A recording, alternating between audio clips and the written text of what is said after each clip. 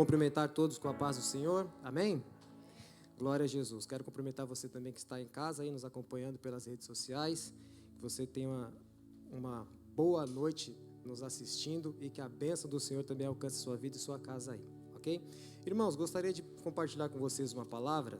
Está no Evangelho de João, capítulo de número 2.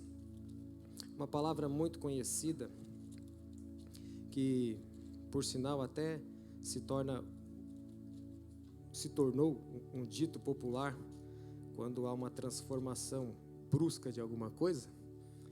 A gente costuma usar essa expressão do que Jesus realizou neste evento, que está registrado nesse capítulo, para dizer que, de fato, aquilo aconteceu de maneira radical. Amém? Evangelho de João, capítulo de número 2, todos encontraram? A minha leitura, eu vou fazer na nova versão transformadora, e talvez pode diferenciar um pouquinho da versão que vocês têm aí, tá bem? Diz assim, Evangelho de João, capítulo de número 2, a partir do versículo 1. 3 dias depois, houve uma festa de casamento no povoado de Caná da Galileia. A mãe de Jesus estava ali, e Jesus e seus discípulos foram convidados para a celebração. Durante a festa, o vinho acabou, e a mãe de Jesus lhe disse: eles não têm mais vinho. Mulher, isso não me diz respeito, respondeu Jesus. Minha hora ainda não chegou. Sua mãe, porém, disse aos empregados: façam tudo o que ele mandar. Havia ali perto 6 potes de pedras usados na purificação cerimonial judaica. Cada um tinha capacidade entre 80 e 120 litros. Jesus disse aos empregados: encham os potes com água. Quando os potes estavam cheios, disse: agora tirem um pouco e levem ao mestre de cerimônias. Os empregados seguiram as suas instruções. O mestre de cerimônia provou a água transformada em vinho sem conhecer sua procedência, embora os empregados, obviamente, soubessem. Então chamou o noivo. O anfitrião sempre serve o melhor vinho primeiro, disse ele. Depois, quando todos já beberam bastante, serve o vinho de menor qualidade. Mas você guardou o melhor vinho até agora. Esse sinal em Caná da Galileia foi o primeiro milagre de Jesus. Com isso, ele manifestou sua glória e os discípulos creram nele. Amém? Irmãos, essa é uma passagem muitíssimo conhecida. Inclusive, algumas semanas o obreiro Rosanon pregou essa mensagem aqui, pegou uma mensagem baseada nesse texto, não essa mensagem, e por sinal foi uma mensagem muito abençoada, e eu gostaria aqui de alguma forma também contribuir, participar, e foi o texto que o Senhor colocou no meu coração. Irmãos, essa festa era uma festa de casamento, e Maria, mãe de Jesus, estava lá, como nós lemos. A gente, por inferência, né, a gente deduz que Maria ou era familiar ou era amiga íntima dessa família onde estava acontecendo esse casamento. Jesus também era um convidado, comum como Maria também. Uma festa na judaica, uma festa de casamento, durava entre 7 a 15 dias. E era uma festa que, ou seja, recebia-se muitas pessoas, comia-se muito, bebia-se muito, porque durante 7 ou 15 dias festejando, há um consumo muito grande de alimento e de bebida. A expressão de Maria, quando o vinho acaba, que ela chega até Jesus e diz que o vinho acabou, é mais ou menos como a nossa expressão, pode ser entendida como uma expressão comum. Quando nós estamos numa festa, e pelo menos no Brasil é assim, eu não sei se aqui vocês têm esse hábito, mas assim, olha, já acabou o bolo, acabou o refrigerante, vamos bazar, não tem mais nada, né? Então, ou seja, mais ou menos isso, olha, acabou o vinho.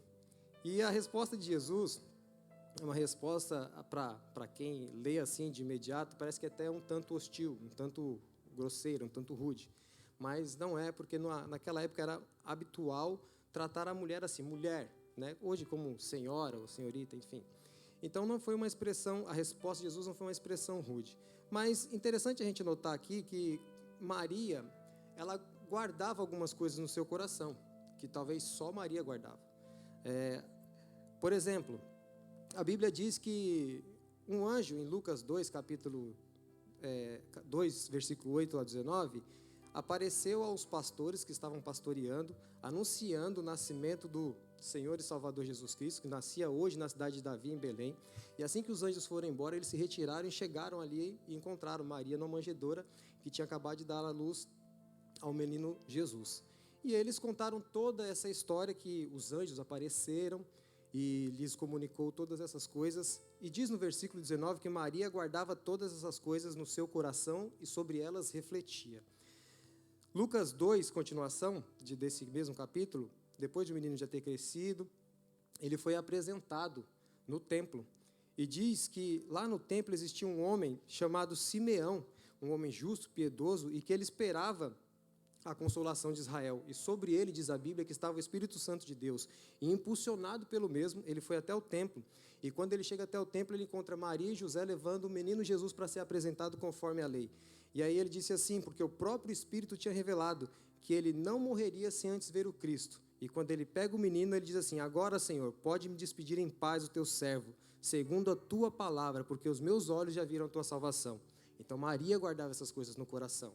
Olha só, a Bíblia diz também, no mesmo capítulo 2, continuação do texto, que quando eles retornavam para a sua cidade de origem, depois de ter feito todo esse ritual no templo, Jesus se perdeu em meio à multidão e eles não encontraram. E quando voltaram de novo para o templo, estava ele lá, junto com os doutores, ensinando e falando sobre a palavra de Deus de maneira muito inteligente e com muita sabedoria. Maria, porém, guardava essas coisas no coração. Então, quando Jesus chega para ela e fala assim: o que tenho eu contigo? Até aí, tudo bem. Mas ele fala assim depois, logo em seguida: a minha hora ainda não chegou. Naquele momento, Maria parece que tem um estalo ou uma intuição de mãe, ou talvez a Bíblia não fala, mas eu acredito que algo diferente tocou o coração de Maria para ela chegar naqueles empregados e dizer assim: olha, faça tudo que ele pedir, conforme nós lemos, e eles obedecem Jesus. Agora, olha só, acabar o vinho na festa era um motivo de muita vergonha, porque assim, trazia um pressuposto de que a família não teve condições de arcar com aquela festa durante aqueles dias. Ou seja, tinha que ser algo mais organizado, algo mais planejado, para que, se você vai fazer uma festa, se vocês vão fazer uma festa de 7 a 15 dias, tem que se planear bem, tem que elaborar bem o quanto vai gastar, o quanto de pessoas que vão ser convidadas, assim como nós fazemos hoje.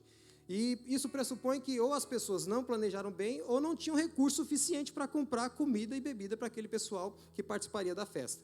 Ou seja, isso seria uma grande vergonha. E então, o que acontece? A gente começa a perceber que Jesus, ele sabia que de fato o vinho tinha acabado, até porque ele é o Deus onisciente, onipotente, onipresente. Não precisaria Maria ter avisado.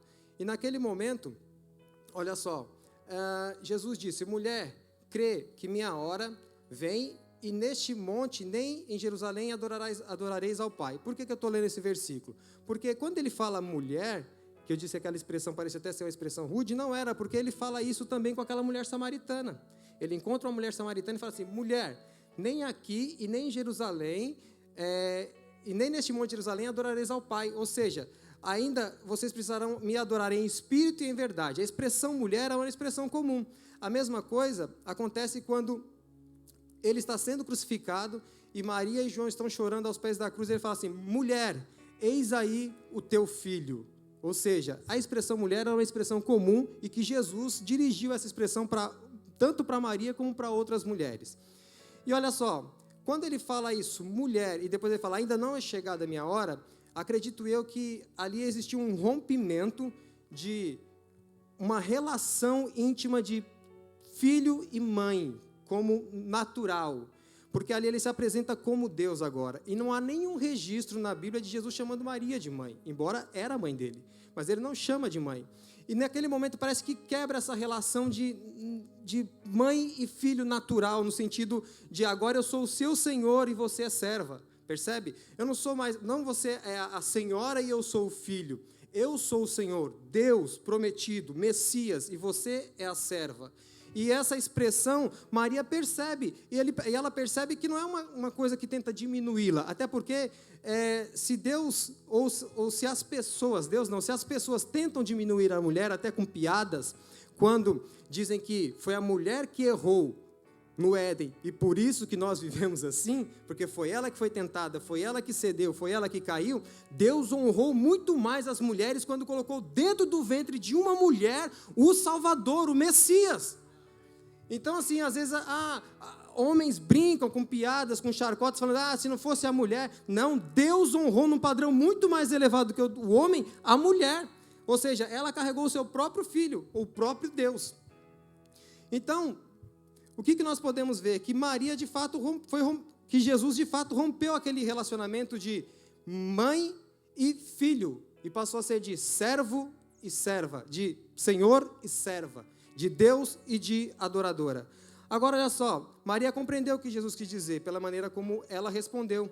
Ela falou para os seus serviçais, faça tudo o que ele disser. E por que os mordomos obedecem? É estranho, porque ele é um convidado comum, e ele chega e fala assim, pega aquelas talhas, enchem de água, e eles vão e obedecem. Ou ele já exercia uma grande influência na família, ou nós devemos aqui pensar, no mínimo, que houve uma ação diferente, para chegar um convidado comum e dar uma ordem para os serviçais e ele obedecer, a não ser o noivo. Porque seria o noivo, ou pelo menos o mestre de cerimônia que deveria dar essa ordem, e não um convidado comum como Jesus. Mas Jesus dá a ordem e eles obedecem. Outra coisa, encher as talhas, pela quantidade de talhas que tinha, pelo tanto de água que ele diz para encher, seria uma quantidade muito absurda, quase 500 litros de água. Esses serviçais poderiam pensar, olha, já acabou o vinho, porque eles eram que serviam, eles sabiam que tinha acabado o vinho. Se chegar mais pessoas aqui, porque o que eles percebem? Se nós estamos enchendo as talhas com água, é porque chegarão mais pessoas que vão passar pelo ritual da purificação, porque as talhas eram para o ritual da purificação, e terão mais convidados. E como que nós vamos servir mais convidados se o vinho já acabou? A vergonha é muito grande. Eu acho que esse Jesus não sabe o que está pedindo.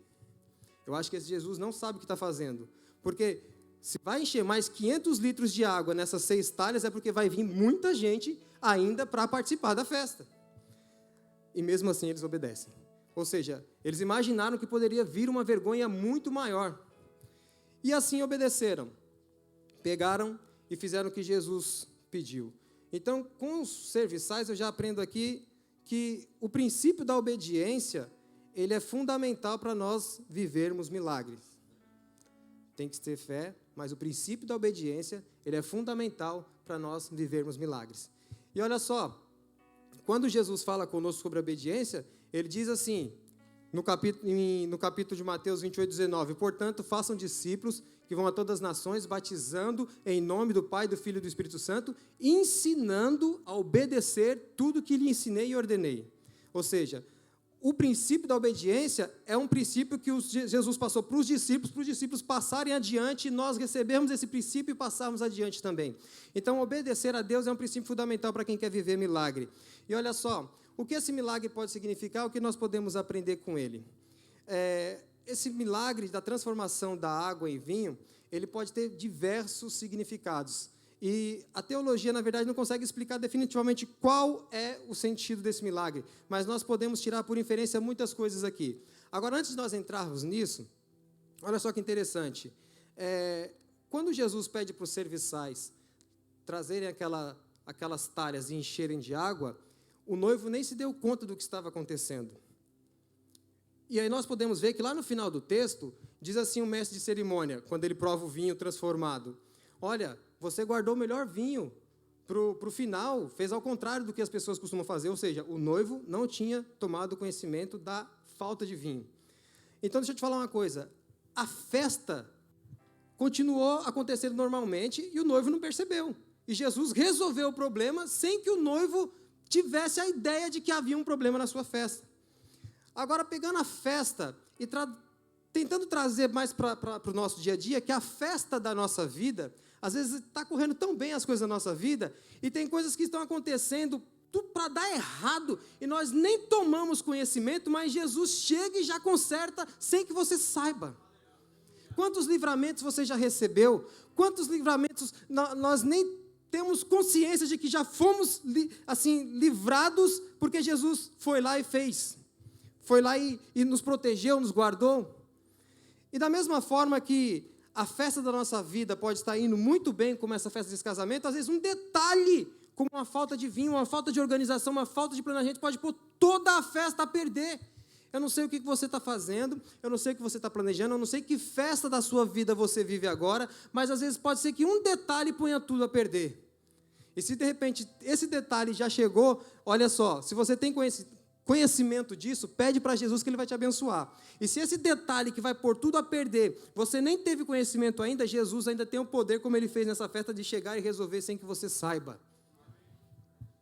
Agora, uma outra coisa, voltando aqui para o que significa esse milagre.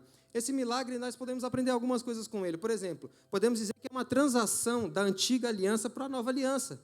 Ou seja, Jesus ali faz esse milagre e os discípulos creram nele e acreditaram do seu ministério. Ou seja, uma transação de um antigo modelo para um novo modelo.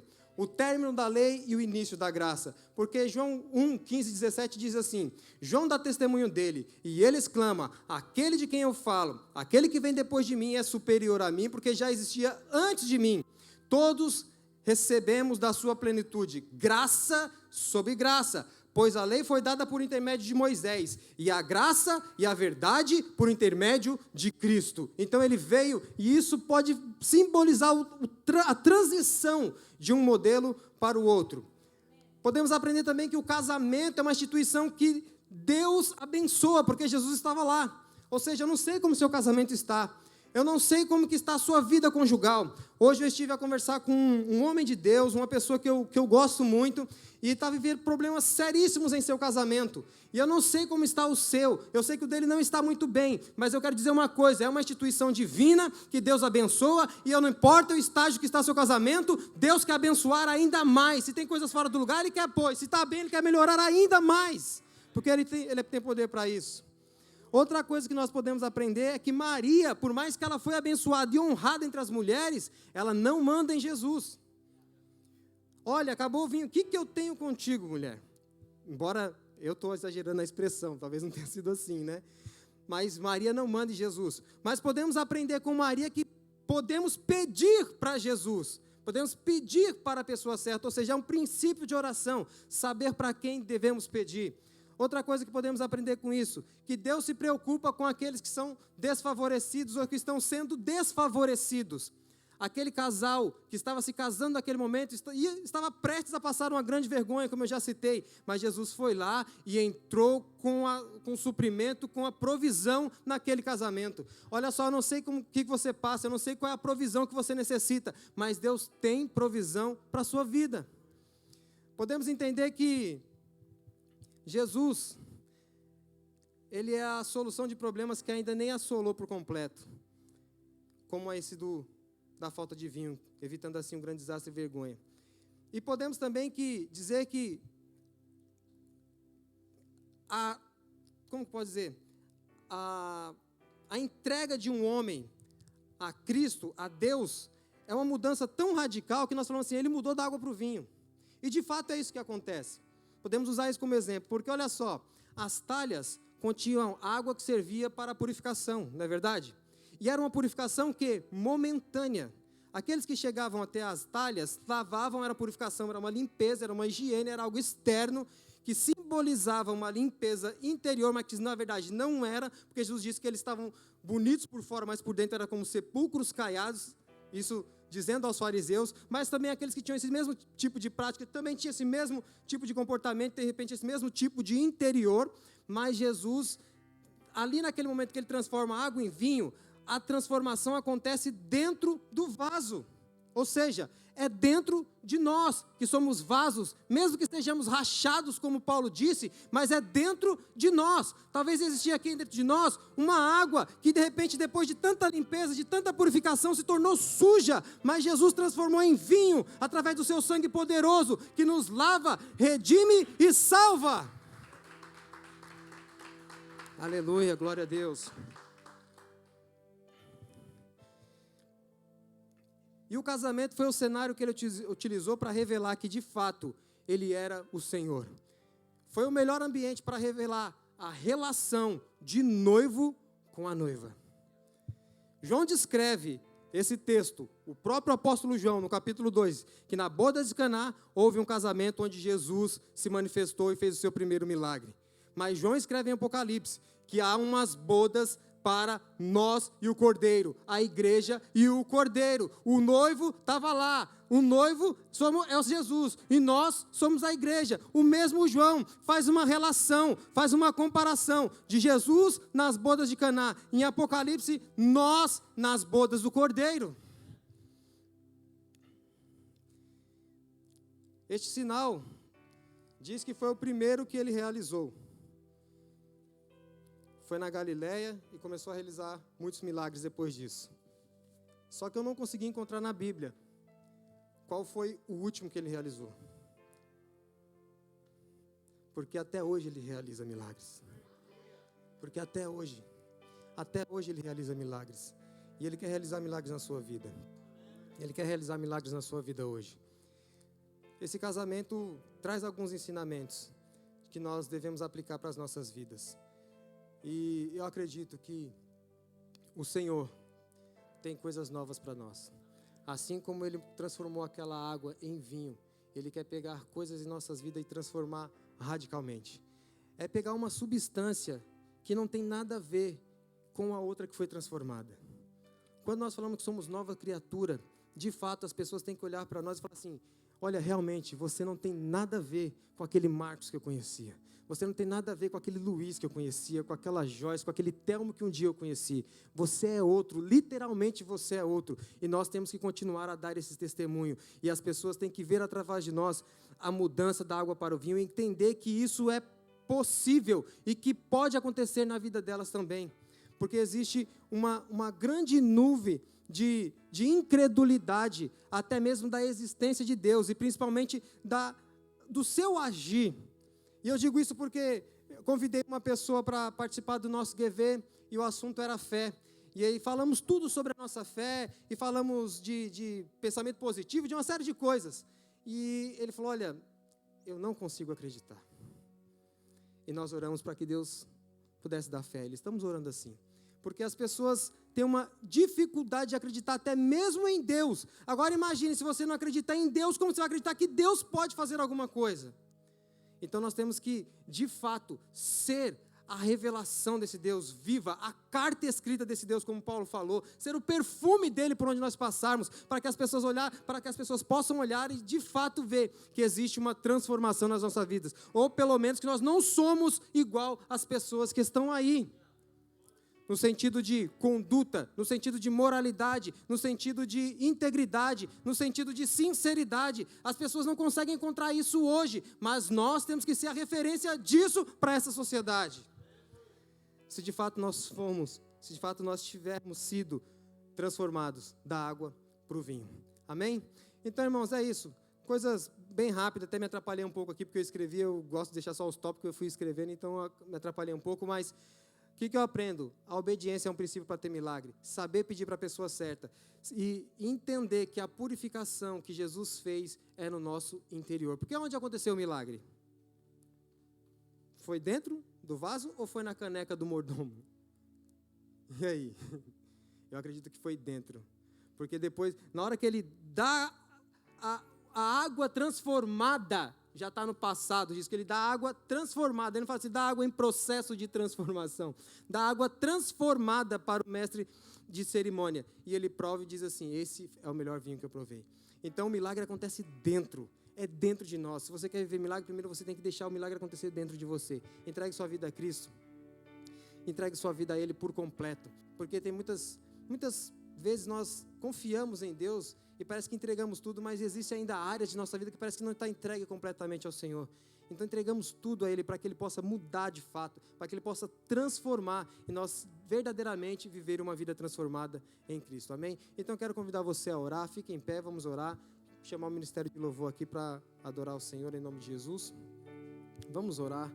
Senhor Deus, em nome de Jesus, nós acreditamos no milagre, nós acreditamos na transformação da água para o vinho. Nós acreditamos na transformação das nossas vidas. Nós acreditamos no princípio da obediência. Nós acreditamos, Senhor, que Tu és um Deus que vai mudar as nossas vidas, porque o Senhor tem o poder para fazer isso.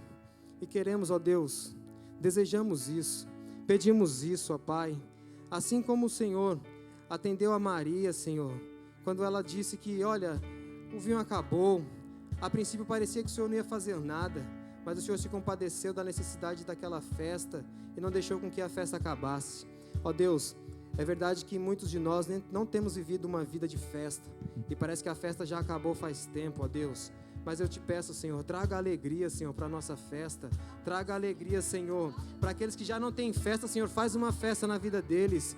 Senhor, em nome de Jesus, nós sabemos que o Senhor tem esse poder. Nós sabemos que o Senhor, ó Pai, é Deus que se revelou naquele lugar, que aquele foi o primeiro milagre e que não houve cessação de milagres. Que o Senhor até hoje ainda está a realizar milagres sobre as nossas vidas. Então, Deus, nós te pedimos isso. Abençoe, Pai, abençoe esta reunião. Senhor, transforme coisas de nossas vidas que precisam ser transformadas. Vá de encontro, ó Deus, realiza esse milagre. Pai, alcança esse irmão, alcança essa irmã. Deus, nós falamos que isso aconteceu num casamento. Eu não sei como estão os casamentos aqui. Eu não sei como estão os casamentos de quem me assiste. Eu não sei como estão os casamentos dos irmãos que estão aqui. Mas uma coisa eu sei: o casamento é obra e é uma instituição de Deus. E nós queremos, ó Pai, a sua bênção sobre esse casamento. Repreenda as ações, ó Pai, inimigas que estão a afetar essas famílias, que estão a afetar os casamentos, que estão a afetar os lares. Traga uma transformação poderosa, Senhor, da água para o vinho, assim como o Senhor fez. Deus poderoso, nós pedimos a Ti, ó Pai, e nós queremos Te obedecer, se caso o Senhor esteja ministrando algo em nosso coração aqui em particular, assim como aqueles mordomos obedeceram, sem entender, ó Pai, o pedido, sem entender, Senhor, olha, Pai, aquilo que foi solicitado, mas nós estamos aqui para obedecer. Pedimos, ó Deus, fale conosco o que devemos fazer, fale conosco, Senhor, como devemos agir, como devemos trabalhar para que o milagre aconteça, porque aqueles mordomos, Senhor, eles não entenderam nada, pensaram que a vergonha ia aumentar, mas olha, Senhor, eles obedeceram e o milagre aconteceu. Então faça assim em nossas vidas, ó Deus, ó Pai, ministra em nosso coração aquilo que precisa, Pai, ter mais obediência, aquilo que precisa, Senhor, receber mais confiança de nossa parte. Deus, nós estamos aqui entregando nossas vidas por completo, para que seja realizada uma transformação poderosa, ó Pai, em nome de Jesus. E nós acreditamos, Senhor, que há ainda, Senhor, algo a revelar-se muito maior, ó Pai, que nós estamos a esperar, porque naquele casamento, ó Deus, houve, Senhor, uma festa, uma alegria, ó Senhor, na vida do noivo e da noiva, e nós acreditamos que ainda há uma grande festa para nós vivermos, independentemente da festa que vivemos aqui, que é a festa quando nós encontrarmos contigo nas bodas do Cordeiro. Deus, nós queremos estar contigo. Olha, Pai, em nome de Jesus, abençoe nossas vidas, esteja conosco, abençoa, Senhor, para a glória do Teu nome, abençoa, ó Deus, em nome de Jesus, cada irmão, abençoe cada irmã que aqui está, Senhor, para a glória do Teu nome, Jesus. Abençoa, Deus, abençoa, Deus, abençoa, Senhor, em nome de Jesus, em nome de Jesus.